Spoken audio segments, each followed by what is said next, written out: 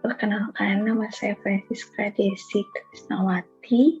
Di sini saya melakukan presentasi mengenai akad istisna untuk memenuhi ujian tengah semester mata kuliah akuntansi syariah.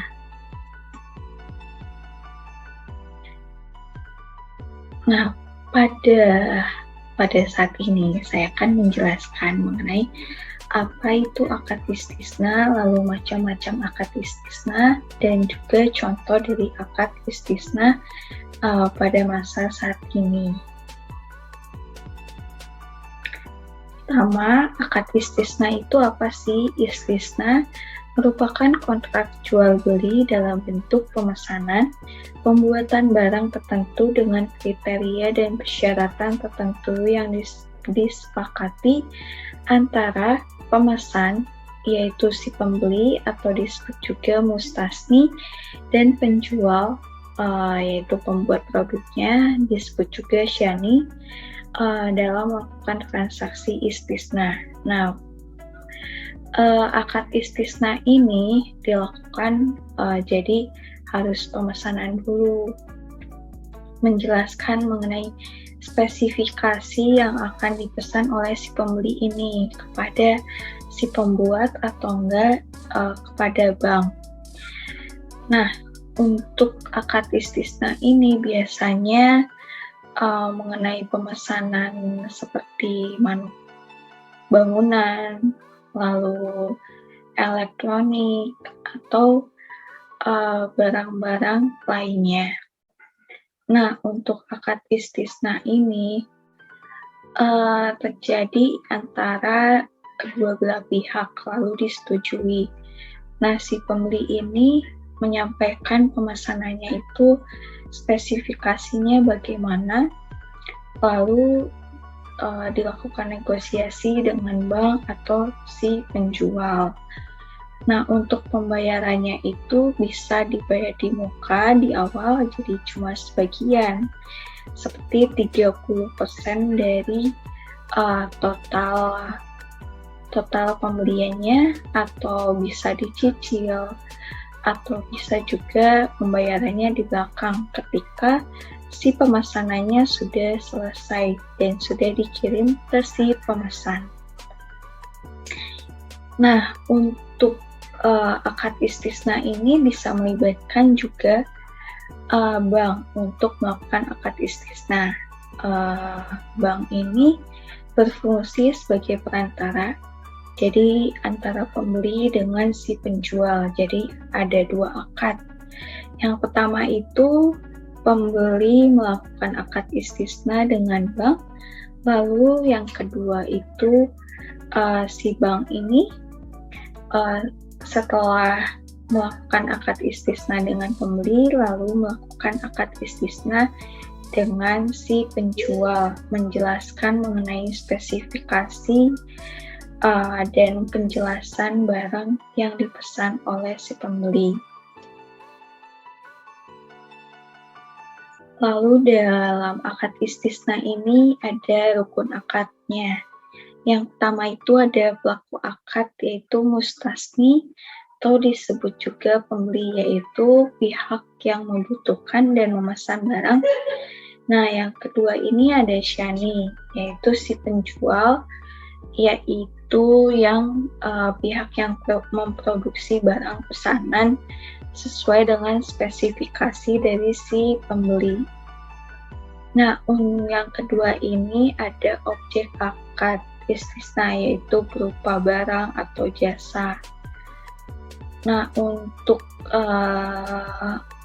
barang atau jasanya ini disesuaikan sesuai dengan pemesanan dari si pembeli. Nah, si pembeli ini melakukan perjanjian dengan pihak penjual, yaitu menjelaskan mengenai spesifikasinya, apa aja yang perlu dibuat dalam pembuatan produk tersebut, terus harganya bagaimana, itu harus ada transparansi, dan kesepakatan antara dua belah pihak. Jadi ada negosiasi seperti itu. Lalu transaksi ini berunsur syariah, jadi tidak mengandung riba gitu. Jadi untuk harga dan spesifikasi serta hal-hal lainnya itu bersifat transparansi, jadi tidak ada yang ditutup-tutupi. Lalu ada syigah, yaitu ijab dan qabul. Jadi ijab dan qabul ini yaitu pernyataan dari kedua belah pihak yang menyetujui dari pemesanan ini. Jadi bisa berupa lisan, tulisan, atau isyarat.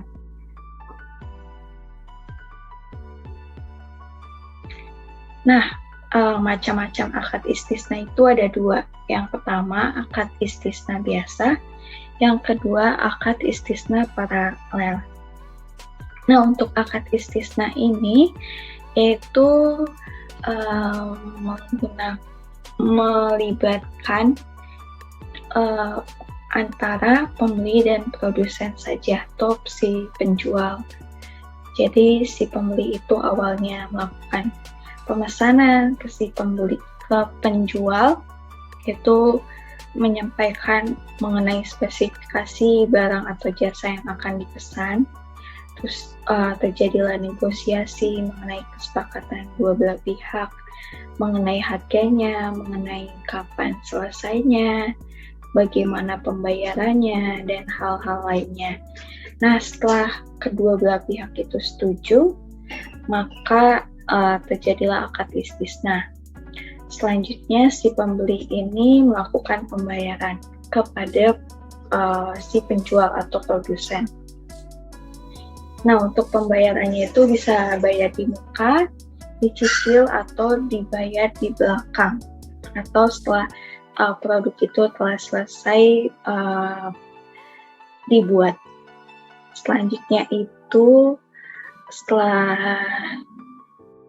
akad istisna itu terjadi, maka si pembeli ini melakukan produksi pemesanan dari si pembeli. Nah, setelah produksinya telah selesai, maka akan mengirim barang pelaksanaan tersebut ke si pembeli. Nah, si pembeli ini mengecek terlebih dahulu pesanannya itu sesuai spesifikasi atau ada tambahan. Nah, kalau terjadi tambahan, bisa ditambahkan kembali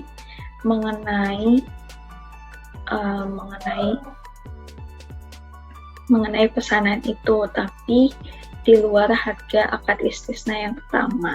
Jadi dibuatlah akad istisna kembali mengenai misal ada pesanan yang dengan spesifikasi yang baru, jadi ada kesepakatan kembali mengenai akad istisna itu dengan harga yang berbeda juga.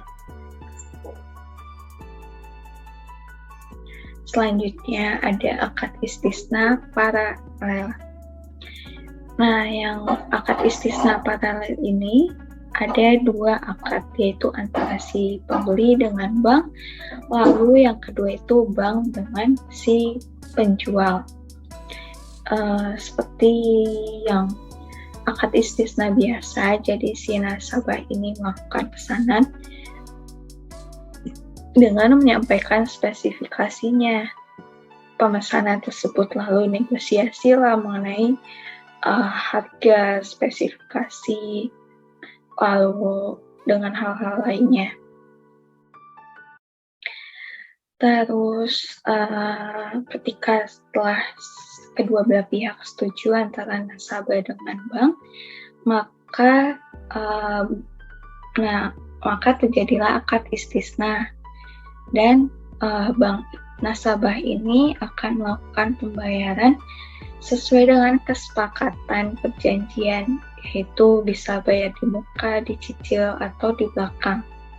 Lalu setelah akad istisna antara nasabah dengan bank disetujui, maka bank ini melakukan akad istisna dengan si penjual mengenai pemesanan dari nasabah itu, yaitu dengan menyampaikan pesanan dari nasabah itu spesifikasinya bagaimana. Lalu terjadilah negosiasi, dan setelah mereka menyepakati, terjadilah akad istisna. Lalu si bank ini membayar pesanan, yaitu sesuai dengan pembayaran yang dilakukan nasabah ke bank. Jadi disesuaikan kembali. Setelah itu si penjual ini mengirim dokumen, yaitu bisa berupa fakturnya, lalu lampiran-lampiran mengenai harganya atau lainnya gitu. Lalu setelah hal itu si penjual ini melakukan produksi pemesanan dari bank ini, yaitu bank ini kan pemesanannya dari nasabah juga gitu. Lalu setelah itu, setelah selesai produksinya, maka barang itu dikirim ke nasabah. Selanjutnya ada contoh akad istisna pada saat ini, yaitu akad istisna kan bisa dilakukan juga oleh bank-bank yang berbasis syariah. Nah, contohnya itu produk pembiayaan rumah syariah atau biasa disebut dengan KPR syariah. Nah, saya menemukan satu jurnal yang mengenai implementasi akad istisna dengan kredit kepemilikan rumah atau KPR syariah, yaitu dengan objek penelitiannya itu pada Amani Residen Jember. Nah, akad istisna yang terjadi dalam Amani Residen Jember itu dilakukan setelah konsumen melakukan proses ta'aruf atau terjadinya akad istisna, yaitu meliputi pengajuan permohonan untuk melakukan KPR syariah, lalu mempelajari syarat transaksi mengenai apa aja yang harus disiapkan, dokumen, atau hal-hal lainnya. Kemudian ditetapkan layak oleh pihak developer sampai pada yang terakhir, yaitu harus membayar dulu tanda jadi sebesar 5 juta yang akan mengurangi uang muka. Nah, dalam akad istisna KPR syariah pada Amani Residen Jember ini kan mengenai pembelian rumah yang harus diproses dulu pembuatan rumahnya, jadi tidak pada saat membayar lalu produk itu ada, jadi harus menunggu.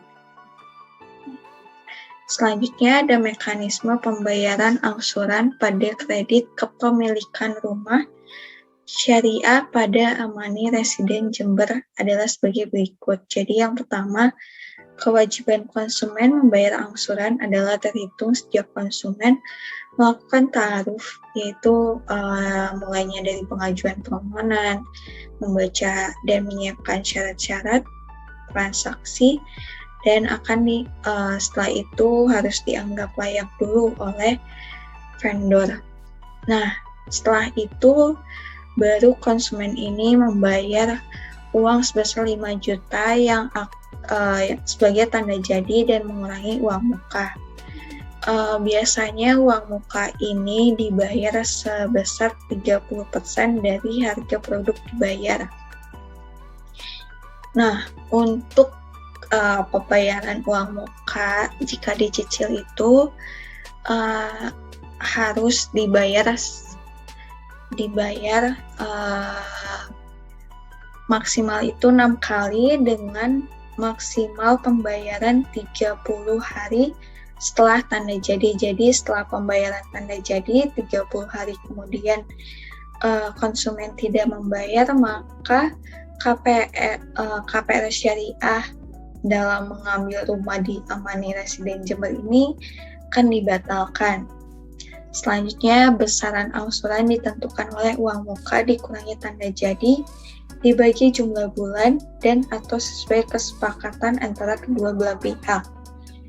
Dan lalu pembayaran harga dilakukan secara kredit dengan angsuran selama jangka waktu yang telah disepakati, yaitu antara 5 sampai dengan 10 tahun. Jadi pembayaran angsuran ini disesuaikan dengan nominal dari harga produk bayar dikurangi uang muka.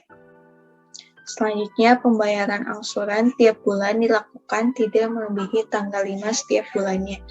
Nah, untuk pembayaran ini bisa juga dilakukan secara tunai atau mengenai transfer bank. Nah, untuk penggunaan bank dalam pembayaran angsuran ini ditransfer ke bank yang berbasis syariah juga, karena KPR ini kan berbasis syariah, jadi pasti menggunakan bank syariah. Nah, selanjutnya itu ada proses-proses untuk pembayarannya, seperti harus menyerahkan bukti transfernya atau bukti bayarnya.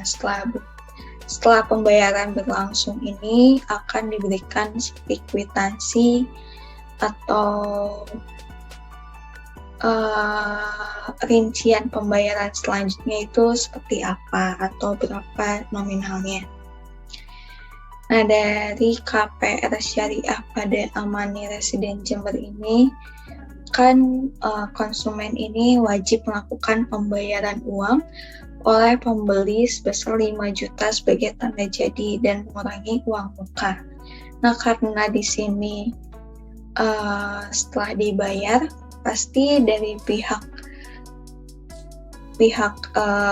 Amani Residen Jember ini akan menerima kas sebesar 5 juta dan uang muka istisna sebesar 5 juta. Kenapa disebut uang muka? Karena tanda jadi ini diakui sebagai uang muka gitu.